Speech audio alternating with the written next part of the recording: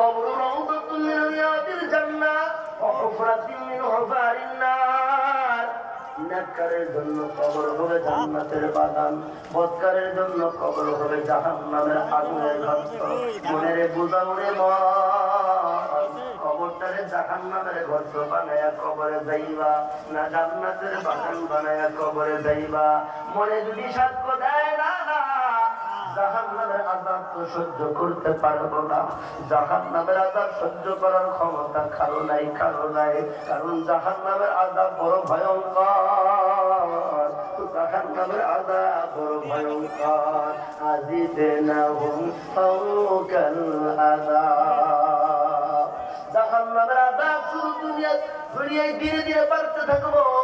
জাহান্নামের যত দিন অতিবাহিত হইবে আযাব তত বাড়তে থাকবো। লা ইউখাফফাফু আনহুমুল আযাব, বিন্দু মাত্র আযাবকে কমানো হবে না। জাহান্নামের আযাব খালি বাড়বো, কোনদিন কমতো না। ও যুবক ভাই, মনে বুঝাও রে মন, জাহান্নাম তো দূরের কথা, জাহান্নামের ধোঁয়া সহ্য করার ক্ষমতা কারো নাই।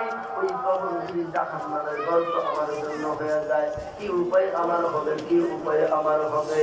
মনে রে বুঝাও আল্লাহ কেন তোমারে আমার দুনিয়াতে এত সুন্দর করে বানাইয়া, এত না যেমন খাওয়াইয়া কেন তোমারে আমার দুনিয়াতে আল্লাহ পালতেছে?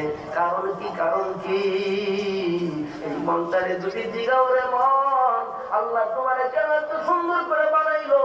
দুনিয়ার যত জিনিস আল্লাহ বানাইছে সকল জিনিসের দিকে তাকায়া দেখবা, আর নিজের সামনে নিজে আয়নার সামনে গিয়ে নিজের চেহারাটার দিকে তাকাইবা, একবার দুনিয়ার সকল জিনিসের চাইতে আল্লাহ তোমারে সুন্দর করে বানাইছে। কথা ঠিক কিনা ধরে আল্লাহ তাআলা কোরআনুল কারীমে চারটা কসম খাইয়া, চারটা জিনিসের কসম খাইয়া আল্লাহ কয়, আল্লাহ মানুষকে সুন্দর করে বানাইছে।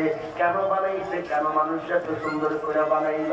সব আল্লাহ তাআলা দুনিয়ার যত মাখলুক দেখো সব আল্লাহ হুকুমের দ্বারা বানাইছে। আর মানুষ বানানোর ক্ষেত্রে খালাকাতু বিয়াদাইয়া, আল্লাহ